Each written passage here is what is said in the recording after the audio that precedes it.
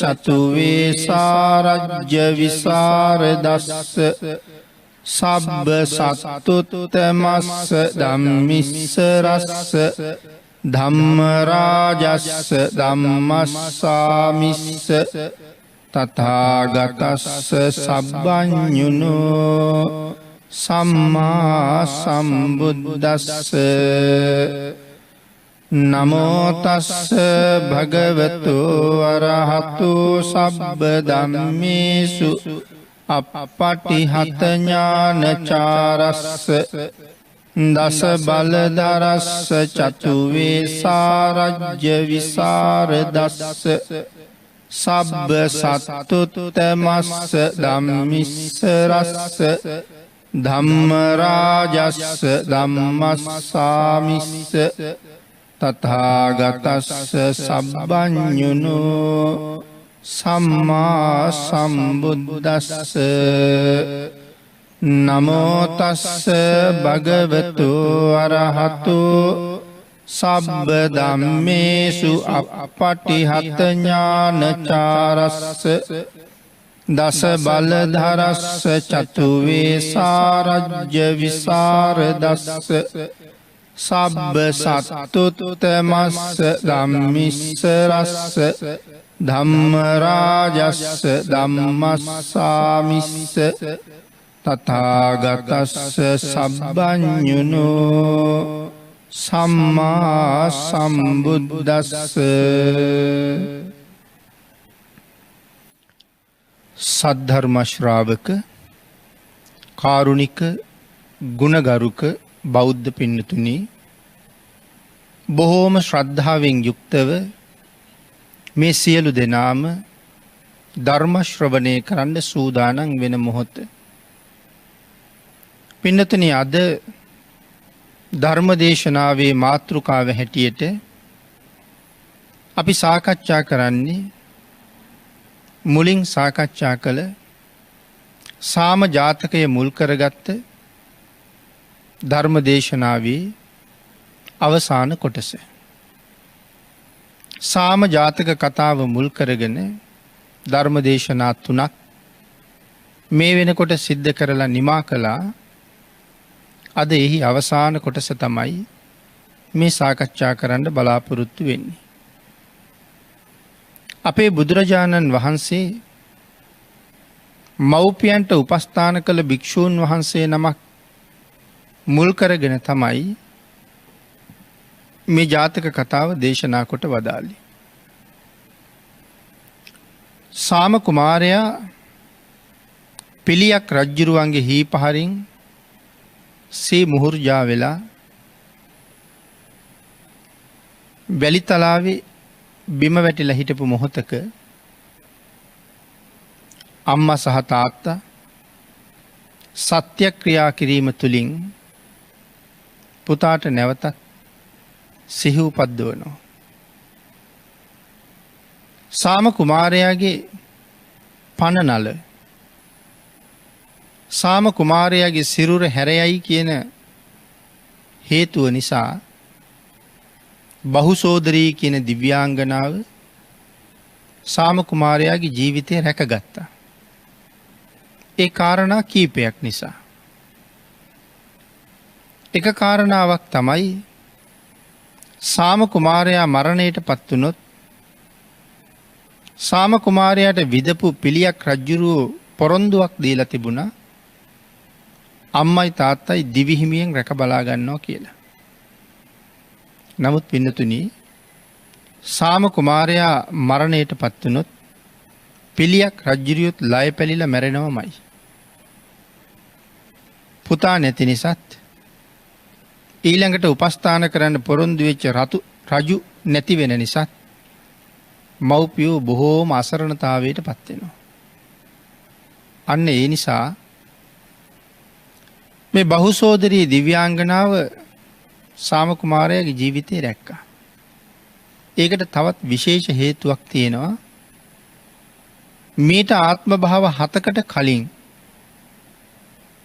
ඇය සාම කුමාරයාගේ මව කියලා ධර්මයේ සඳහන් කරනවා. සාම කුමාරයා නැවත වතාවක් මව්පියන්ගේ සත්‍යක්‍රියාවෙන් බහුසෝදරී දිව්‍යාංගනාවගේ සත්‍යක්‍රියාවෙන් ජීවිතය ලැබුවහම මව්පියන්ට හරි සතුටුයි. සාම කුමාරයා අම්මට කතා කරලා කියනවා මෑණියනි මට ආයිත් ජීවිතය ලැබුණා.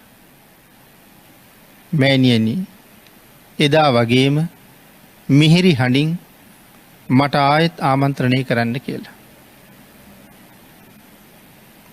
මව්පියෝ සමග කතා කරලා සාම කුමාරයා වටපිට බලනකොට සිදුවෙන දේ පිළිබඳව හිතාගන්න බැරුව පිළියක් රජ්ජුරුව පුදුමයෙන් පුදුමයට පත් වෙලා බලාගෙන ඉන්නවා. සාම කුමාරයා පිළියක් රජ්ජුරුවන්ට කතා කරලා කරුණු කාරණා සිහිපත් කළා. මව්පියෝ පිළියක් රජ්ජුරුවන්ට පළවැල වලින් සිසිල් පැන් වලින් සංග්‍රහ කරන්න කතා කරනවා. පිළියක් රජ්ජුරුව කියනවා පින්වත් සාමය මට නම් මේ මොකවත් තේරෙන්නේ නැහැ. අඩුම තරමේ යා යුත්තේ කොහාටද නොයා යුත්තේ කොහාටද මට දිසා වැටහෙන්නෙත් නැහැ. කල යුත්ත මොකක්ද නොකල යුත්ත මොකක්ද කියන කාරණාව මට වැටහෙන්නෙත් නැහැ. මට මේක තේරුම් ගන්නත් බෑ. මැරිච්ච සාම ඔබ ආයෙත් ජීවිතය ලැබුවේ කොහොමද? සාම කුමාරයා සඳහන් කළා මහරජතුමනි යම් කෙනෙක් මනාව සිල් ගුණ මත තමන්ගේ ජීවිතය පෝෂණය කරනවද තමන්ට ජීවිතය ලබලා දුන්න අම්මට තාත්තට හොඳින් සලකනවද ගුණධර්ම දියුණු කරගෙන මෛත්‍රී විහරණයෙන් කටයුතු කරනවද එවන් අයට දෙවියොත් බෙහෙත් කරනවා කියලා. මහරජ එහි සත්‍යතාවය මනාව තේරුම් ගන්න කියලා. මේ අවස්ථාවේම ඒක මනාව දැක ගන්න කියලා. පිළියක් රජ්ජුරුවන්ට ධර්ම දේශනාවක් කළා ස්වර්ණ සාම පණ්ඩිතයෝ විසින්. පිළියක් රජ්ජුරුව පන්සිල්හි පිහිටෙව්වා සාම කුමාරයා විසින්. පිළියක් රජ්ජුරුවන්ට දසරාජ ධර්මය කියලා දුන්නා සාම කුමාරයා විසින්. පිළියක් රජ්ජුරුව ඇහුවා පින්වත් සාමය දිව්‍ය ලෝකෙ ඉපදිලා ස්වර්ග සම්පත්තිය විඳින්න මග කියලා දෙන්න කියලා. දෙව්ලොව යන්න ඕන නම් දෙව් සැප විඳින්න කැමති නම් මනාව මේ පන්සිල් ආරක්ෂා කරගෙන තමන්ගේ මව්පියන්ට අප උපස්ථාන කරගෙන ධාර්මිකව තමන්ගේ රාජ්‍ය කටයුතු කරන්න කියලා. රජ්ජුරුවන්ට මතක් කළා මහරජ ඔබේ ආගමනය බොහොම වටිනවා. ස්වාගතං මහරජ. ඇයි එහෙම සඳහන් කළේ? පිළියක් රජ්ජුරුව සාම කුමාරයාට ඊතලයකින් නොවිද්දනම් මේ කරුණු එකක්වත් මෙහෙම සිද්ධ වෙන්නේ මෙහෙම සිද්ධ නොවෙන්න තිබුණා. රජ්ජුරුව කරපු ක්‍රියාකාරකම නරක වුණත් ඒකෙන් සියලු දෙනාටම මහලොකු යහපතක් වුණා. ඒ නිසා මහරජ ඔබේ ආගමනය ඊටාම වටිනවා. අපේ බුදුරජාණන් වහන්සේ මේ කරුණු ටික පැහැදිලි කරලා ජාතක ධර්ම දේශනාව නිමා කළා. නිමා කරලා සඳහන් කළා මහණෙනි එදා සක්‍ර දේවේන්ද්‍ර හැටියට දුකුල පණ්ඩිතයන්ටත් පාරිකා දේවියටත් මේ හිමාලය ආශ්‍රමයක් මවල තවුස් පිරිකර ගෙනල්ල දීලා ඒ දෙන්නට උපස්ථාන කළේ සක්‍ර දේවේන්ද්‍රයන් වහන්සේ. ඒ සක්‍ර දේවේන්ද්‍රයන් වහන්සේ වෙන කවුරුවත් නෙමෙයි. එදා ශක්ති විඳු මෙදා මගේ ශාසනයේ දිවස් ලාභීන් අතර අගතනතුර ලබාපු මේ අනුරුද්ධයන් වහන්සේමයි කියලා සඳහන් කළා. සාම කුමාරයාගේ ආත්ම භාව 7කට කලින් අම්මා බහුසෝදරී දිව්‍යාංගනාව. මහණෙනි වෙන කවුරුවත් නෙමෙයි මෙදා උත්පලවන්නා රහත් මෙහෙණින් වහන්සේමයි කියලා සඳහන් කළා. මහණෙනි එදා ස්වර්ණ සාමයන්ට විසපෙව් ඊයකින් විදපු මහා ශක්තිමත් පිළියක් රජුරෝ වෙන කවුරුවත් නෙමෙයි මෙදා මගේ අග්‍ර උපස්ථායක ආනන්දයන් වහන්සේමයි කියලා සඳහන් කළා.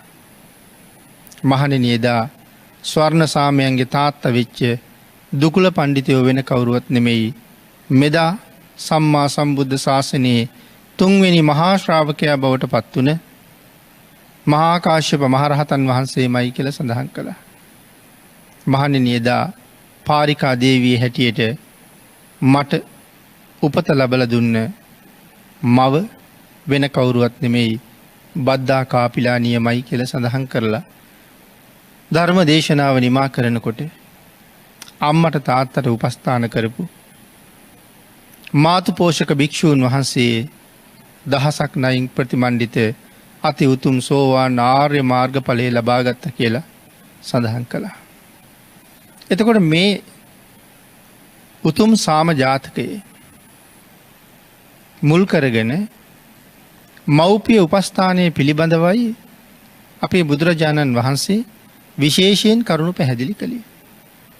එහෙමනම් එදා ස්වර්ණ සාම පඬිතුයෝ වුණේ වෙන කවුරුවත් නෙමෙයි ලෞතුරා බුදුරජාණන් වහන්සේමයි. මව්පිය උපස්ථානය පිළිබඳව කරුණු දක්වලා මේ ජාතක කතාව භාග්‍යතුන් වහන්සේ දේශනා කළේ මහණෙනි මව්පියන්ට සලකනවා කියලා කියන්නේ මේ ලෝකේ පඬිතයන්ගේ වැඩක්. ඥානවන්තයන්ගේ වැඩක්. අර භික්ෂූන් වහන්සේ බොහෝසේ අගය කළා. නැවත වතාවක් මුළු සමාජයේටම මවට පියාට සැලකීම කියන එක මොනතරම් උතුම්ද? මාතෘ පීතෘ ගුණය කොයිතරම් ශ්‍රේෂ්ඨද කියන කාරණාවයි ඉස්මතු කළේ. එහෙමනම් මව්පියන්ට මේ තරම් බුදුරජාණන් වහන්සේ සලකන්න කියලා අපිට දේශනා කළේ භාග්‍යතුන් වහන්සේගේ ජීවිතයෙන්ම අපිට ඒකට උදාහරණද සපයලා දෙමින්.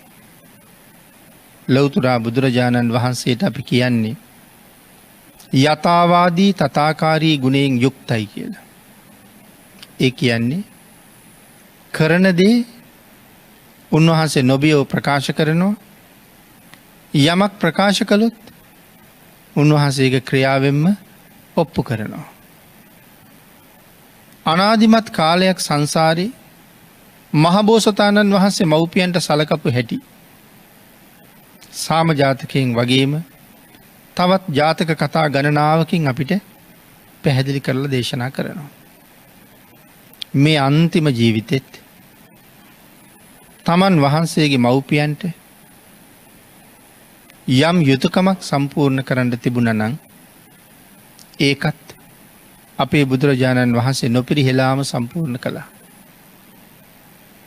මහා මායා දේවින් වහන්සේ කලුරිය කරලා තුසිත භවන ඉපදුනහම අපේ බුදුරජාණන් වහන්සේ එක වස් කාලයක තව්තිසාවට වැඩම කරලා මාතෘ දිව්‍ය රාජයාට ආරාධනාවක් කළා තව්තිසාවට වඩින්න කියලා. තුසිතෙන් තව්තිසාවට මාතෘ දිව්‍ය රාජයා වැඩම කරාම විශාල දෙව් පිරිසකට අභිධර්මයේ දේශනා කොට වදාලා. ඒ ලෞතුරා බුදුමුවින් ඉස්සරලාම අභිධර්මයේ දේශනා කරපු තැන. දේශනාව අවසානයේ මාතෘ දිව්‍ය රාජෝත්තමයන් වහන්සේ අති උතුම් සෝවාන් ආර්ය මාර්ග ඵලය ලැබුවා. විශාල දිව්‍ය පිරිසක් මගඵල සහිතව ධර්මාවබෝධය කළා. තමන් වහන්සේට ජීවිතය දුන්න ඒ සත්පුරුෂ මෑණියන්ගේ භවගාමී ජීවිතය කෙරවල කරන්න අවශ්‍ය මූලික පියවර භාග්‍යතුන් වහන්සේ විසින්ම සකස් කළා. අපේ සැරියුත් මහරහතන් වහන්සේ පිරිනිවන් පාන්න තීරණය කරලා බුදුරජාණන් වහන්සේ ළඟට ඇවිල්ලා වැඳලා භාග්‍යතුන් වහන්සේගෙන් අවසරයක් ඉල්ලුවා ස්වාමීනි දැන් පිරිනිවන් පානා කාලයයි මට පිරිනිවන් පාන්න අවසර දෙන්න කියලා. බුදුරජාණන් වහන්සේ ඇහුවේ සාරිපුත්ත පිරිනිවන් පාන්නේ කොතැනද කියලා. ඒ වෙලාවේ සඳහන් කළා ස්වාමීනි මම උපන් ගෙදරටම වඩිනවා කියලා. බුදුරජාණන් වහන්සේගෙන් අවසර අරගෙන 500ක් විතර භික්ෂූන් වහන්සේලාත් පිරිවරාගෙන සාරිපුත්තයන් වහන්සේ සාරී බැමිණියගේ ගෙදරට පිටත් වුණා. පිරිනිවන් පානා දවසේ උදේ උන්වහන්සේ ගම්දොරදී දැක්කා තමන් වහන්සේගේ ඥාති පුතෙක් බෑන කෙනෙක් එතනින් යනවා. කතා කරලා කිව්වා මම අද ගෙදර එන බව මහෝපාසිකාවට දන්වන්න කියලා. ඒ කුමාරයා ගිහිල්ලා ඒ කාරණාව මතක් කළා. සාරී බැමිණිය තාම මිත්‍යා දෘෂ්ටිකයි. ඇය කල්පනා කළේ තරුණ කාලේ ගෙදර ආවේ නැතුව වයසට ගිහිල්ලා සිවුරු ඇරලා අද ගෙදර එනවා වෙන්දෙයි කියලා. හැබැයි පණිවිඩයක් යවලා තිබ්බා මට මම උපන් කාමරයේ පිළියෙල කරන්න. මගත් එක්ක වඩින 500ක් භික්ෂූන් වහන්සේලාට වෙනම කුටි සෙනසුන් පිළියෙල කරන්න කියලා. අතීතේ නම් කොච්චර දියුණුද. උන්වහන්සේට ගිහි ගෙදර හිටපු කාලේ මොන තරම් දහස්කන්ධයක උරුමකාරයා බවට පත් වෙන්න තිබුණාද? සාරිපුත්තයන් වහන්සේ කියලා කියන්නේ 80 කෝටියක් ධනෙ අත්හැරලා ගිහිල්ලා පැවිදි වෙච්ච කෙනෙක්. අම්මට පණිවිඩය යවන්නේ හැන්දෑ වෙනකොට 500කට කුටි හදන්න කියලා. පින්නතනි කොයි තරම් සල්ලි මිල මුදල් තිබුණත් එක දවසින් කුටි 500ක් හදන්න අපිට පුළුවන්ද කියලා හිතලා බලන්න. මොන තරම් පරිවාර ජනගහනයක් ඉන්නේ නැද්ද? හැන්දෑ වෙනකොට කුටි 500ම පිළියෙල කරලා ඉවරයි. රාත්‍රී ස්ථාන දිවා ස්ථාන සහිතව රැට ඉන්න වෙනම තැන්, දවල්ට වැඩ ඉන්න වෙනම තැන්, එව්වට සේනාසන යහන් මේ සියලුම දේවල් පිළියෙල කරලා සාරිපුත්තයන් වහන්සේ ගෙදරට වැඩම කළා. ගෙදර අයත් එක්ක කතා බහ කළා. උන්වහන්සේ වෙනුවෙන් පිළියෙල කරපු කුටියට ගිහිල්ලා උන්වහන්සේ වැඩ හිටියා. රාත්‍රී කාලයේද උදා වුණා. මහරෑ ආසන්න වෙනකොට සාරිපුත්තයන් වහන්සේ වැඳගන්න සතරවරන් දෙවිවරු, සක්‍ර දේවේන්ද්‍රයන් වහන්සේ, තවත් නොයෙක් දේව ගණයා විශාල වශයෙන් මහා බ්‍රහ්මයාත් ඒ අතර වැඩම කළා. මුළු පරිසරයේම මහා ගිනි ජාලාවල් පාත් වෙනවා වගේ ආලෝකයෙන් ආලෝකයට පත් වෙලා. සාරි බැමිණිය පුදුමෙන් බලාගෙන ඉන්නවා. බැරිම තැන සාරිපුත්තයන් වහන්සේ ළඟට ගිහිල්ලා අහනවා ස්වාමීනි අර ඉස්සරලාම ගිනි කඳන් 4ක් වගේ බැබලි බැබලි ඇවිල්ලා ගියේ කවුද කියලා. මේ වෙනකොට සරියුත් මහරහතන් වහන්සේ අතිසාර රෝගයෙන් පීඩාවට පත් වෙලා හිටියේ. නමුත් සඳහන් කළා මෑණියනි ඒ ආවේ සතරවරන් දෙවියෝ කියලා. ඒ වෙලාවේ තමයි ඇහුවේ මගේ පුතා සතරවරන් දෙවියන්ටත් වඩා උතුම්ද කියලා. සාරිපුත්තයන් වහන්සේ පුදුමාකාර නිහතමානී ගුණයක් තිබුණ කෙනෙක්. අම්මට සඳහන් කළේ නෑ ඔව් ඒ අය මගේ අතවැසියෝ වගේ කියලා එහෙම ප්‍රකාශ කළේ නෑ. මෑණියනි මගේ ගුරුදේවයන් වහන්සේ ළඟ ඒ අය ඊටාම පහත් අය. මගේ ගුරු දේවයන් වහන්සේ ඊට වඩා බොහොම උතුම්. ඊළඟට ආවේ සක්‍ර දේවේන්ද්‍රයන්. ඊළඟට ආවේ කවුද කියලා ඇහුවා. සඳහන් කළා මෑණියනි මෙතෙක් කල් ඔබ බොහෝම ශ්‍රද්ධාවෙන් අදහමින් බොහොම ශ්‍රද්ධාවෙන් ගරු කරමින් ඔබ විශ්වාස කරපු අදහපු මහා බ්‍රහ්මයා ඇවිල්ලා ගියේ කියලා. ඒ තවත් පුදුමයට පත් වුණා. ජීවිත කාලයක් මම වන්දනා කරපු මහා බ්‍රහ්මයා අද මගේ පුතා ළඟ ඇවිල්ලා දන ගහලා යනවා. ආන් ඒ වෙලාවේ සරියුත් මහරහතන් වහන්සේ තමන්ගේ මවට ධර්ම දේශනාවක් කළා. මේක තමයි අම්මට බණ කියන්න හොඳම වෙලාව කියලා කල්පනා කළා. ධර්ම දේශනාව ඉවර වෙනකොට සාරි බැමිණිය අහනවා සාරිපුත්තයන් වහන්සේ මේ තරම් අමා දහමක් මීට කලින් මට පෙව්වේ නැත්තේ ඇයි කියලා. මේ දහමින් මීට කලින් මට සංග්‍රහ කළේ නැත්තේ ඇයි කියලා. සරියුත් මහරහතන් වහන්සේ කල්පනා කළා මට ජීවිතය දුන්න මවට මට ගෙවන්න කිසියම් ණයක් තිබුණා නම් එහෙම නැත්නම් ඇය මට පවාපු කිරිවලට මම ගෙවන්න කිසියම් මිලක් තිබුණා නම් මහ උපාසිකගේ කිරිමිල ගෙවිලා ඉවරයි කියලා. භාග්‍යතුන් වහන්සේ දේශනා කළා මව්පියෝ පිළිබඳව කරුණු දක්වනකොට අම්මට තාත්තට කවදාවත් සලකලා ඉවර කරන්න බෑ මේ ලෝකේ. මේ මුළු මහ පොළොව තලයේම බෙර ඇසක් වගේ සමතලා කරලා සත්‍රුවන් වලින් පුරවලා අම්මයි තාත්තයි ඒ මත අභිෂේක කළත් අම්මගෙන් බීපු කිරි බින්දුවක ණය ගෙවෙන්නේ නැහැ. තාත්තා හලාපු දාඩිය කඳුලක ණය ගෙවෙන්නේ නැහැ. නමුත් යම් දරුවෙකුට පුළුවන් නම් සිල් ගන්නේ නැති මව්පියෝ සිල් ගන්න අය බවට පත් කරන්න. දන් දෙන්නේ නැති මසුරු දෙමව්පියෝ දන් දෙන්න උන් බවට පත් කරන්න. ගුණ පුරන්නේ නැති මව්පියෝ ගුණ ඇති අය බවට පත් කරන්න.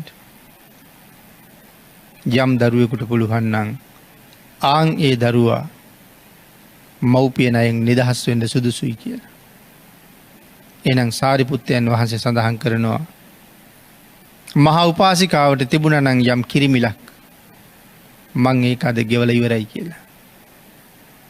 මොකද මේ අමාව මෙතෙක් කල් මට පෙව්වේ නැත්තේ ඇයි කියලා අහනකොට මව සෝවාන් වෙලා බව සාරිපුත්තයන් වහන්සේ දන්නවා. එහෙනම් මේ අති උතුම් බුද්ධ පුත්‍රයන් වහන්සේලාත් තමන්ගේ මව්පියන් පිළිබඳව පිළිපදින යම් ක්‍රමයක් තිබුණා නම් ඒ ක්‍රමයේ ඒ විදිහටම පිළිපැද්දා.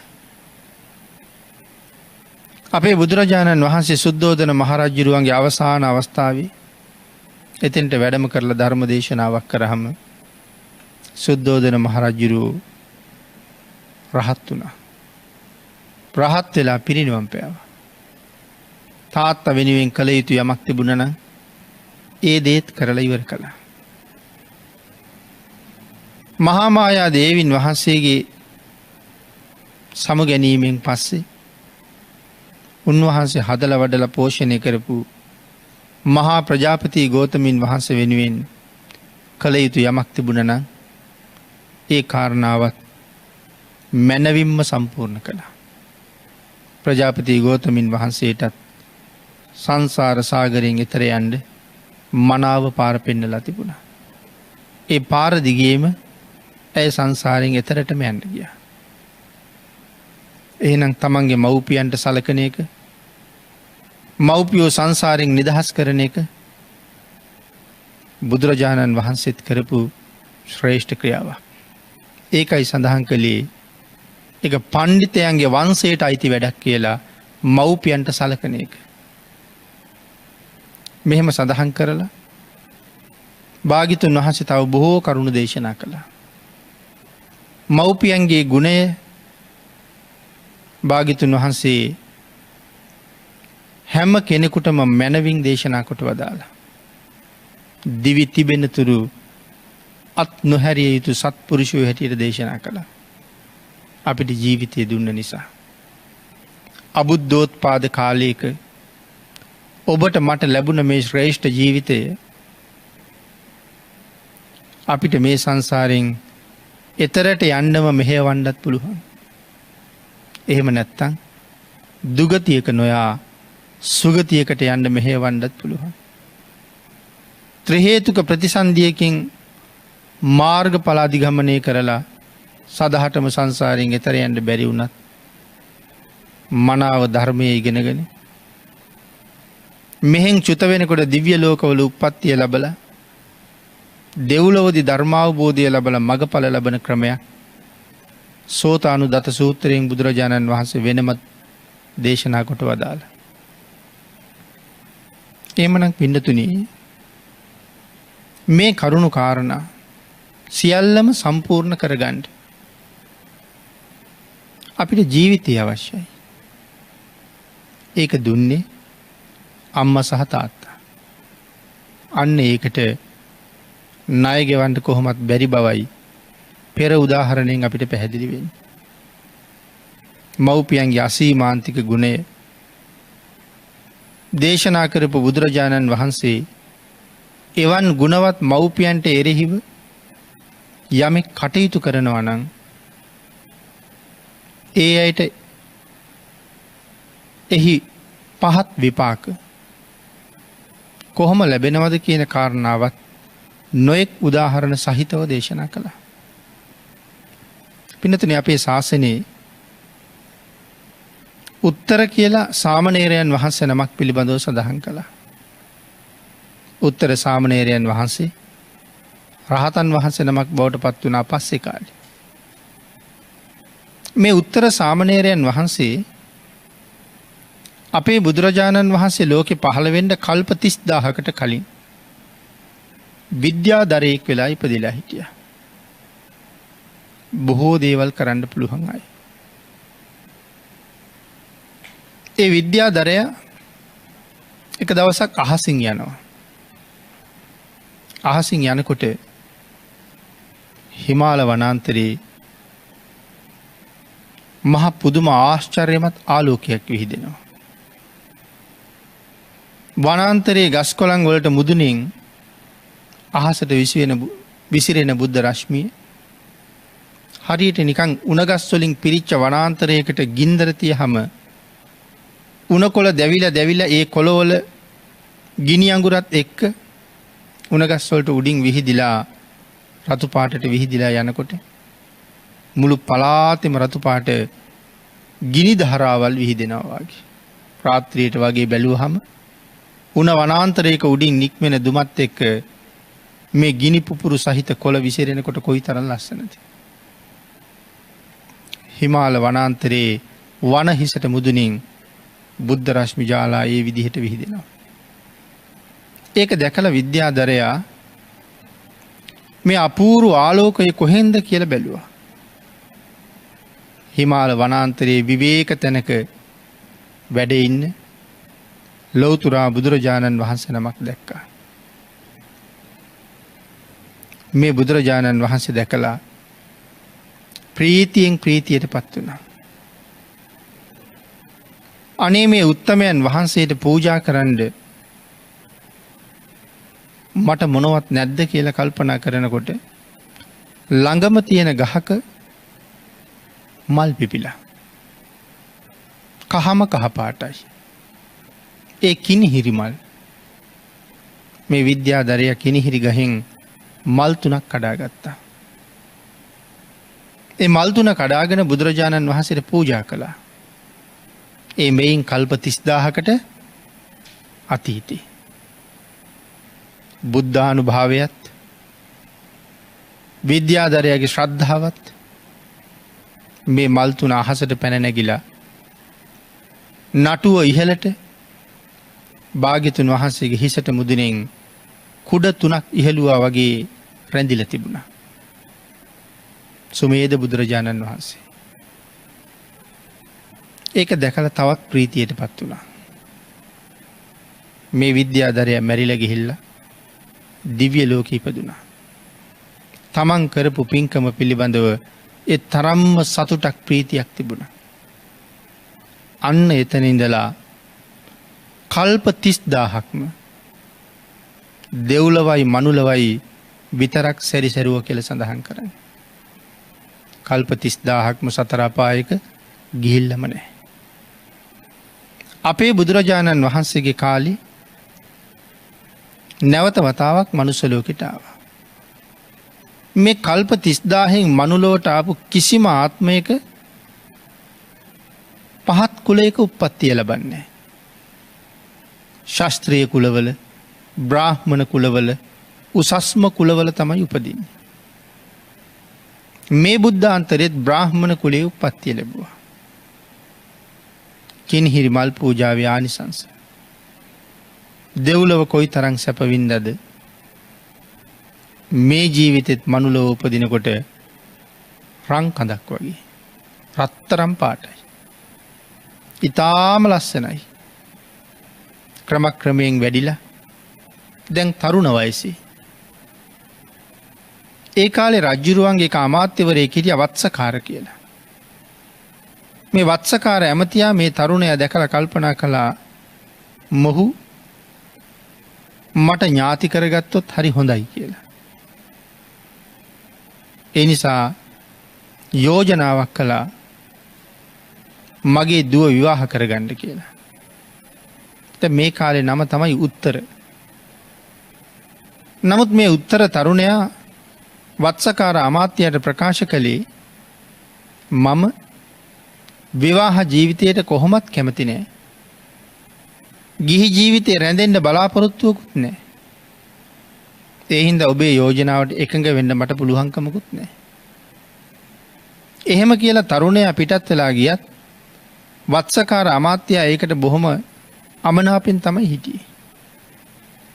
උත්තර තරුණයා සැරියුත් මහරහතන් වහන්සේ ළඟට ගිහිල්ලා පැවිදි වුණා.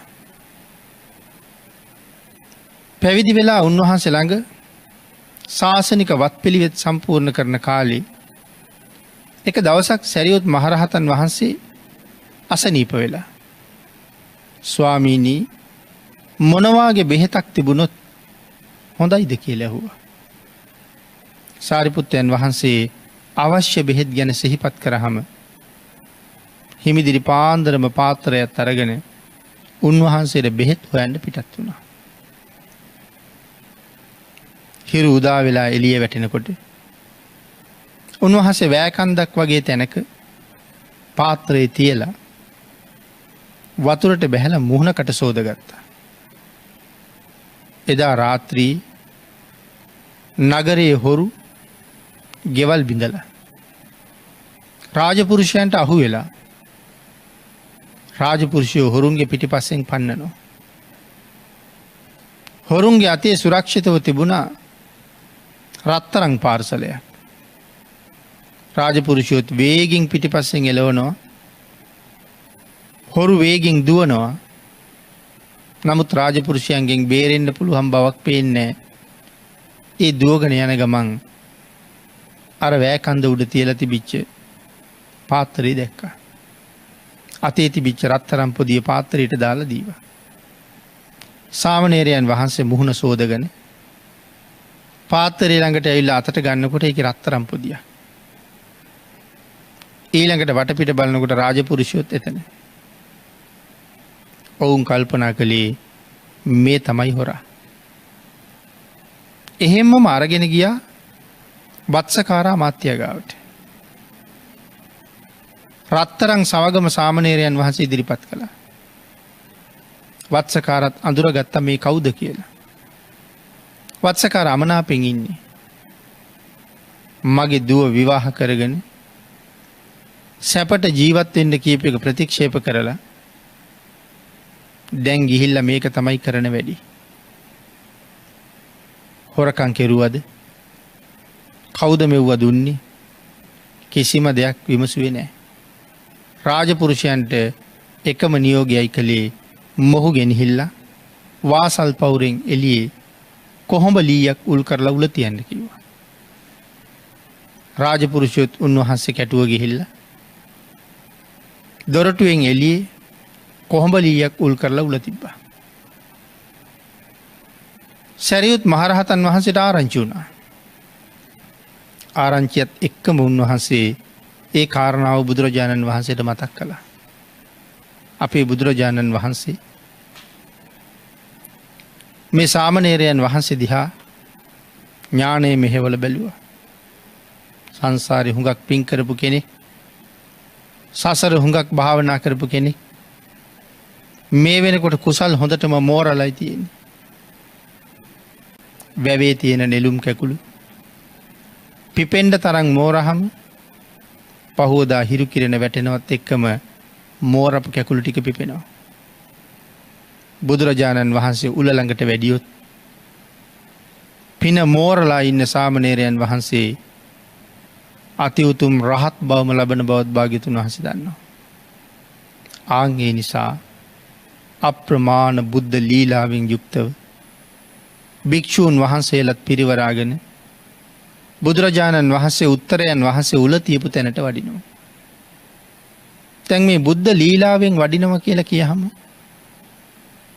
බුදුරජාණන් වහන්සේ බුද්ධ ලීලාවෙන්ම වඩිනකොට මහජනයා පාර දිගේ පිරෙනවා.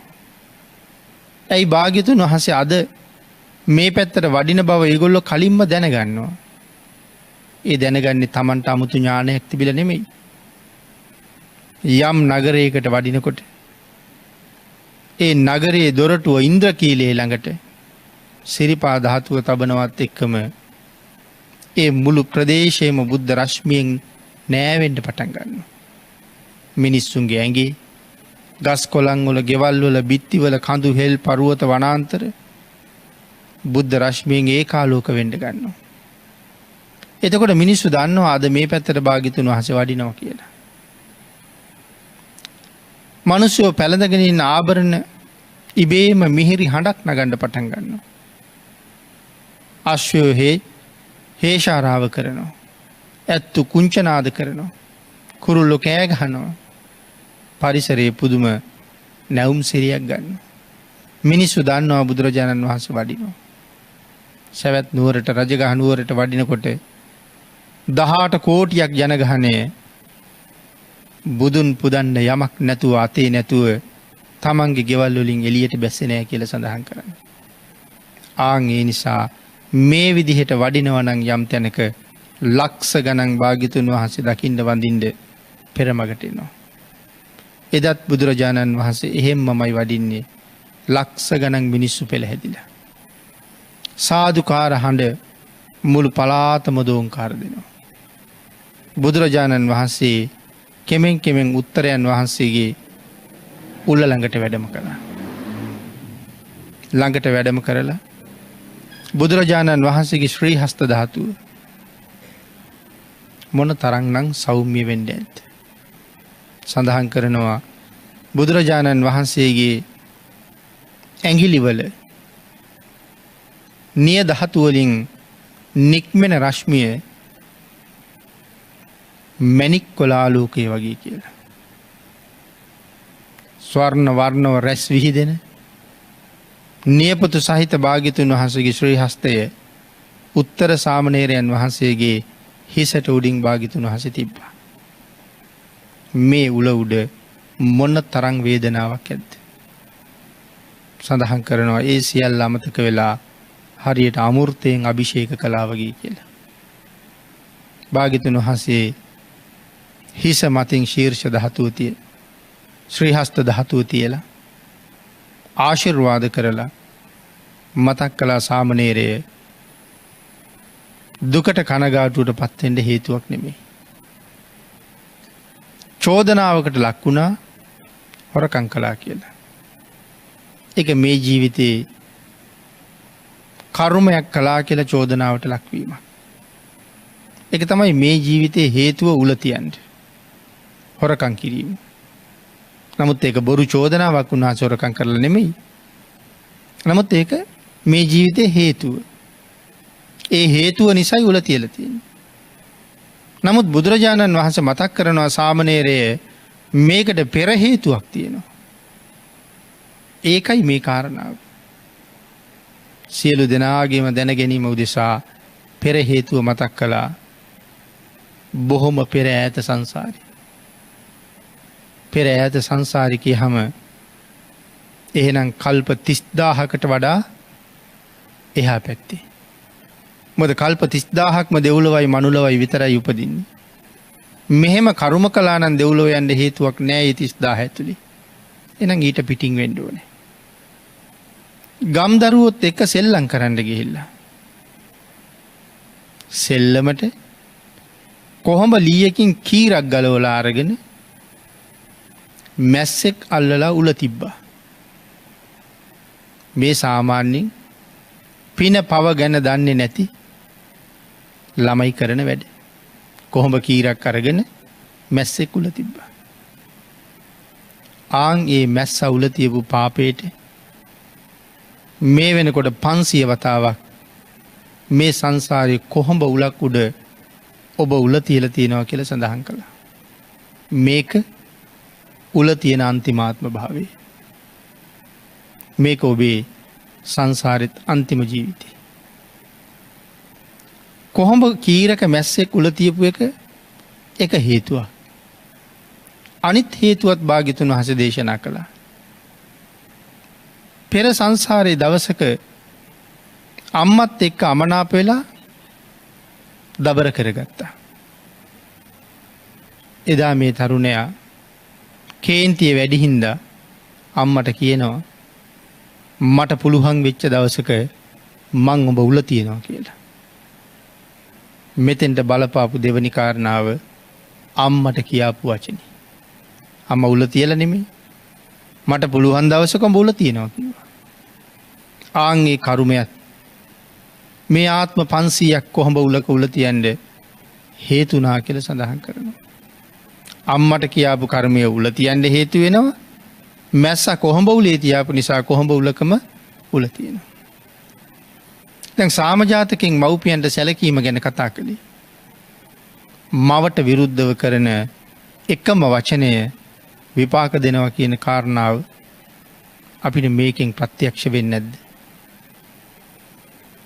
අශෝකමාලා පිළිබඳව කාරණාව සඳහන් කරනකොට ස්වර්ණ තිලක ගැන කාරණාව සඳහන් කරනකොට මවට කියපු එකම වචනේ තමයි විපාක දීලා තියෙන්නේ. අශෝකමාලත් අම්මට කිව්වේ මම නෙමෙයි සැඬලි උඹ කියලා. රැස් විහිදෙන 12 රියනක් රැස් විහිදුනත් සැඬල් කුලේ උපදිනවා. ස්වර්ණ තිලකත් එහෙමයි. ශරීරයෙන් විහිදෙන රශ්මිය බලන්න පුදුම ලස්සනයි. ඒ තරම්ම ලස්සන රූපයක්. නමුත් ස්වර්ණ තිලක උපදින්නේ සැඬල් කුලේ. ස්වර්ණ තිලක ඒ තරම්ම ලස්සනයි. රජවරු 5 දෙනෙක් ස්වර්ණ තිලක නොලැබීමේ දුකට මැරෙනවා. ඒ ස්වර්ණ තිලක විවාහ කරගන්න ඔක්කොම කටයුතු කරලා ගිහිල්ලා කතා කරලා බලහම ඇය සැඬල් කුලේ. සැඬල් කුලේ කෙනෙක් විවාහ කරගත්තොත් මහ නින්දාවකට ලක් වෙන්න වෙනවා. ආන් ඒක හින්දා ඇය ගැන හිතලා මැරිලා යනවා. නමුත් මේ දෙන්නම අම්මට විරුද්ධව පාවිච්චි කරලා තියෙන්නේ එක වචනයයි. එතකොට අපි අද පාවිච්චි කරන වචන, අපි අද ක්‍රියා කරන හැටි, ගහන බනින සැර කරන රවණ හැටි විපාක දෙන්න පටන් ගත්තොත් මේ සංසාරේ කෙරවල කොහෙද කියලා නම් කොහොමත් හිතන්න වෙන්නේ නැහැ. ආන් ඒක නිසා දුවා දරුවන්ට නමුත් අම්මගේ තාත්තගේ වටිනාකම පුංචි කාලෙම කියලා දෙන එක සත්පුරුෂයන්ගේ හැබෑම සත්පුරුෂ ගතිය. මව ගැන විතරයි කරුණු සඳහන් කළේ. පියත් ඒ හා සමානමයි. එහි කිසිම අඩුවක් නැහැ. එහෙමනම් මේ උතුම් සාම ජාතක කතාව මුල් කරගෙන මව්පියන්ට සැලකීමේ වටිනාකම, ඒ යුතුයකමේ තියෙන ශ්‍රේෂ්ඨත්වය ඉතා ගැඹුරින් අවධාරණය කළා. එදා අය මෙවන් කරුණු දැනගෙන මව්පියන් ළඟ පුදුම ශික්ෂණයක් ඇති කරගත්තා. මහරජෙක් ළඟට ගියහම කොයි තරම් බයපක්ෂපාතීද අම්මා තාත්තා ළඟ හැසිරිය යුත්තේත් ඒ විදිහටම තමයි. පින්නතුනි ධර්ම දේශනාවට තියෙන කාලයත් නිමා වෙලා තියෙන නිසා අපි ධර්ම දේශනාව මෙතනින් නිමා කරමු. උතුම් වූ සාම ජාතකය අරමුණු කරගෙන සිදු කරපු 4 වෙනි ධර්ම දේශනාව. ඒ අවසාන ධර්ම දේශනාවේ දායකත්වයේ දරනු ලබන්නේ මහරගම දඹහේන පාරේ පදිංචි අයිරාංගනී පෙරේරා මහත්මිය සහ පවුලේ සියලු දෙනා විසින්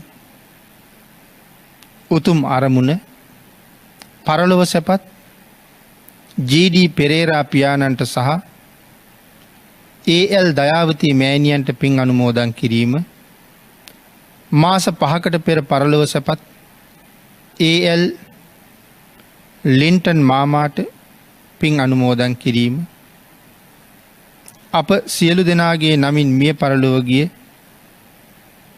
පින් බලාපොරොත්තු වෙන සංසාරගත ඥාතීන්ට පින් අනුමෝදන් කිරීම, ඊට අමතරව සෙත් ප්‍රාර්ථනා කරනවා දිගු කලක සිට අසනීපව සිටින ඒ.එල්. විල්බට් මාමාට ත්‍රිවිධ රත්නයේ අනන්ත ගුණ බලයෙන් කායික මානසික සහනය ලැබේවා.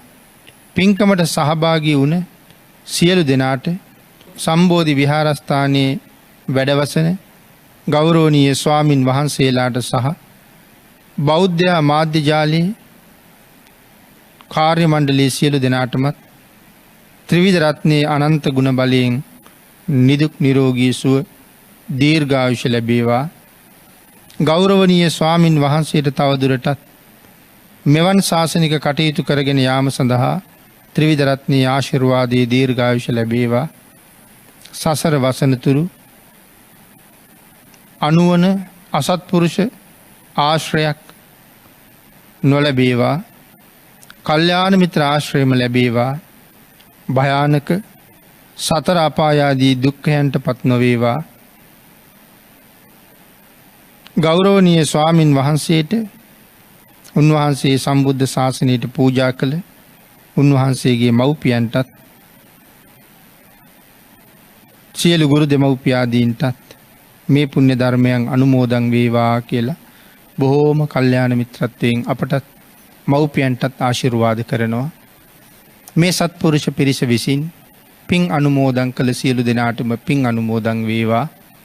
ආශිර්වාද කළ සියලු දෙනාටම රත්නත්‍රී ආශිර්වාදයෙන් නිදුක් නිරෝගී භාවයේ චිරජීවනයේ උදා වේවා. අපි සිද්ධ කරගත්ත පුණ්‍ය ධර්මයනුත් ඔබ සියලු දෙනාට අනුමෝදන් වේවා.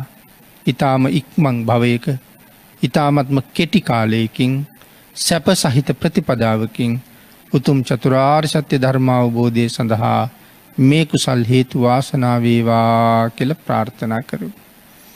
ආකාසට්ඨා ච බුම්මට්ඨා දේවා නාග මහිද්దికා පුඤ්ඤන්තං අනුමෝදිත්වා චිරං රක්ඛන්තු ලෝක සාසනං දේවෝ වස්සතු කාලේන සස්ය සම්පatti හෝතු ච පීතෝ භවතු ලෝකෝ ච රාජා භවතු ධම්මිකෝ.